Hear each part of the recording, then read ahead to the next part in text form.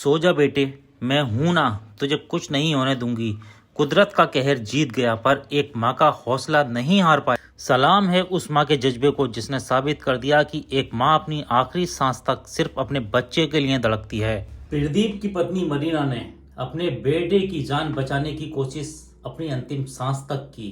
मध्य प्रदेश के जबलपुर में बरगी डैम से जब माँ बेटे को उस डैम से निकाला जाता है तो वहां खड़े मंत्री भी अपने आंसू नहीं रोक पाते और उनकी आंखों से भी दर्द छलकता रहता है। वही नहीं, वहां खड़े जितने भी लोग थे तमाम लोग उस सीन को देखकर रो जाते हैं। प्रदीप ने बताया जिस समय ये हादसा हुआ, जिस समय वो जहाज वहां से रवाना होने वाला था, उस समय हवाएं और तूफान बिल्कुल सामान्य था। सवारियां एक एक करके उसमें बैठने लगी।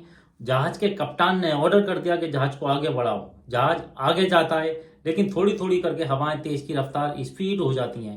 हवाओं की रफ्तार इतनी तेज हो जाती है कि कप्तान को समझने में देर नहीं लगी। उसने फौरन ऑर्डर दिया क्रू जहाज के अंदर जितने भी मेंबर थे कि आप सब नीचे जाओ। जहाज के अंदर जितनी भी सवारियां थी वो एक एक करके जहाज के नीचे चली गईं, लेकिन तूफान ने और जोर पकड़ लिया। कप्तान फिर समझने लगता है, कप्तान ऑर्डर करता है कि जहाज के अंदर बैलेंस बनाओ, बराबर बराबर करके बैलेंस बनाओ ताकि जहाज का रुख इस तरीके से नीचे ऊंचा ना हो। तो बैलेंस सवारी बनाती है, लेकिन उसके बाद में एक दो लहर ऐसी आती है प्रेशर के साथ में कि उसकी जो नीचे की साइड की खिड़कियां होती हैं वो टूट जाती हैं और पानी भर भरा कर अंदर चला जाता है। इसके बाद में करीब बताया जाता है कि इस जहाज के अंदर करीब 35 लोग थे, जिसमें से 9 लोग अभी तक बताए जा रहे हैं कि जिनकी मौत की पुष्टि हो चुकी है, लेकिन 4 लोग अभी लापता हैं और कुछ लोगों को बचा लिया गया है। अभी जो लोग लापता हैं उनको क्रू मेंबर ढूंढने का काम कर रहा है। लेकिन जो भी हो दोस्तों, ये जो तस्वीर आज पूरे देश में निकल कर आई है मरीना की अपने बेटे के साथ, इस तस्वीर ने वाकई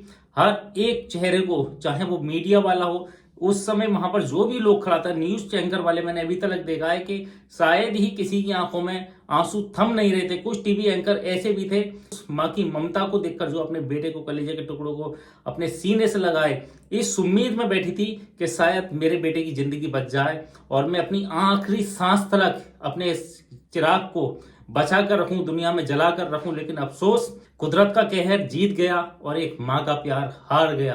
प्रदीप के लिए ये वाकई सारी जिंदगी के लिए दर्द रहेगा। हम और आप लोगों के लिए थोड़ी देर के लिए, 2-4 दिन के लिए, कुछ दिन के लिए शायद इसको याद करेंगे, लेकिन वो फैमिली शायद इस दर्द से कभी बाहर नहीं निकल पाएगी। जिसके एक पिता के सामने से जो ये सीन, आज ये चीज आई है, वो इस चीज के दर्द में हर चीज, और जब भी वो उस डैम के पास जाएगा प्रदीप, इस दर्द से कभी उभर नहीं पाएगा।